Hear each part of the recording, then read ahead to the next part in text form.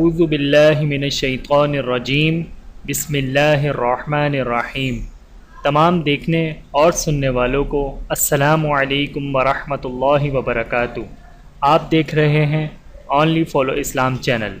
میرے محترم عزیزو، مسائل حج، عمرہ اور مسائل قربانی کی ایک اور نئی ویڈیو کے ساتھ آپ کے سامنے حاضر ہوں، اور ویڈیو شروع کرنے سے پہلے آپ تمام دوستوں سے گزارش ہے کہ اگر آپ نے ابھی تک ہمارے چینل کو سبسکرائب نہیں کیا ہے تو جلدی سے ہمارے چینل کو سبسکرائب کر کے بیل آئیکن پر کلک کریں تاکہ ہماری ہر نئی آنے والی اپڈیٹس سب سے پہلے آپ تک پہنچ سکیں۔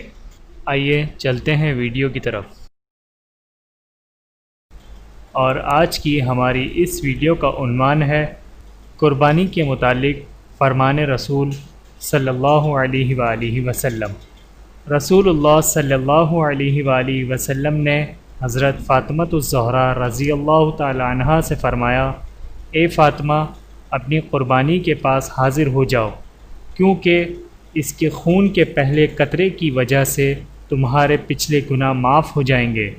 حضرت فاطمہ رضی اللہ تعالی عنہا نے سوال کیا، یا رسول اللہ صلی اللہ علیہ وآلہ وسلم، کیا یہ فضیلت صرف ہمارے لیے یعنی اہل بیت کے واسطے مخصوص ہے یا سب مسلمانوں کے لیے ہے؟